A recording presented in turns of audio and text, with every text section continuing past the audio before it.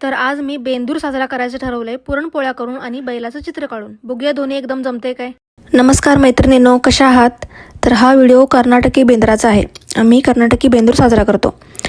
तर मी इथे सकाळी देवपूजा आवरून घेतली आणि बेंद्राला पुरणपोळ्या तर करणार होते, अजून काय करता येईल आणि गौरूला कसं समजावून सांगता येईल याचा विचार करत असतानाच मला सुचलं की आपण एक बैलाचं चित्र काढू आणि ते पूजू.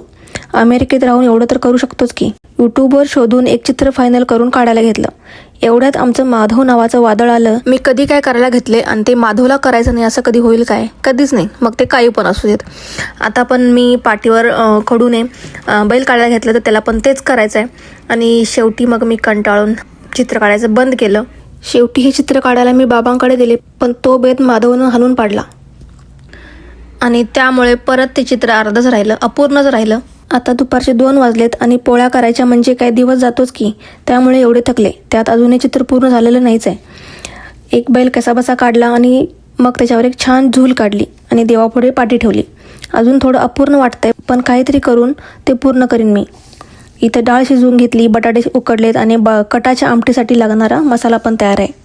चित्र अपूर्ण वाटत होतं, ते आता पूर्ण वाटतंय ना. संध्याकाळ झाली आहे आणि आता आम्ही देवाला नैवेद्य दाखवून घेतला. बऱ्याच दिवसापासून व्हिडिओ पोस्ट केले नाहीत. काय होतं की घरी गावी काही गोष्टी घडतात आणि काहीच करू असं वाटत नाही. मनात नको नको ते विचार येतात. त्यात मी घरीच असते, त्यामुळं अजूनच डोक्यात काही पण चालू राहतं. अशा वेळी आपण मनाला कुठेतरी डायव्हर्ट करायचा प्रयत्न करतो, खुश राहण्यासाठी प्रयत्न करतो. आणि तसेच हे माझे प्रयत्न की सण साजरे करून मनाला डायव्हर्ट करायचं, खुश राहायचं, घर आनंदी ठेवायचं. आणि म्हणूनच मी याचे छोटे छोटे व्हिडिओ करून ठेवलेत. हळूहळू पुढे शेअर करीत राहीन. पुन्हा भेटूच.